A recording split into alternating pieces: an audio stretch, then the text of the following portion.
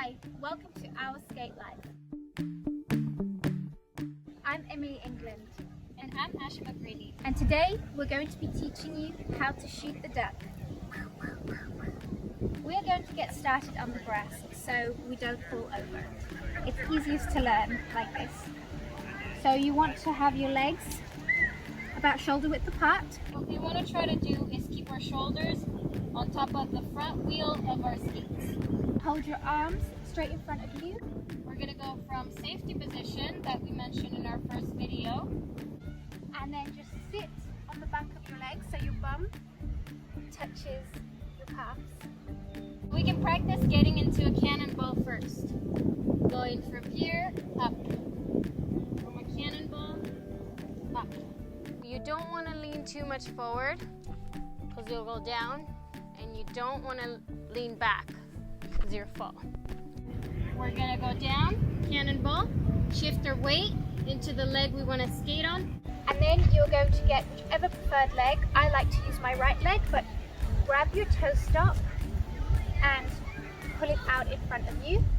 Practice, you can hold it with your two hands, you can hold it with one hand, you can hold your toe stop, or you cannot hold it at all. I would really recommend you hold your toe stop because I think it's really cool. So I'd like to give you some tips about shooting the duck. When you are in your position and you feel a little bit unstable, make sure you choose a butt cheek to fall on. You really don't want to fall on your coccyx bone because that is really terrible injury and very easy to get in skating. So if you're unstable, make sure you fall on a cheek or fall on that cheek. Don't do this because you'll fall right there and it will be very painful.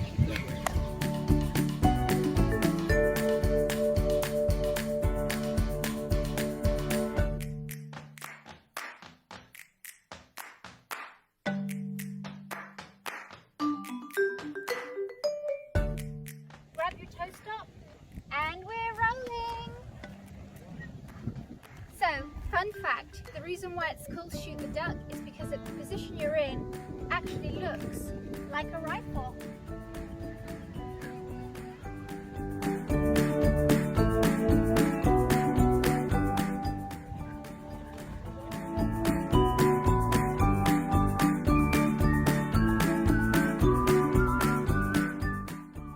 Try to watch where you're going.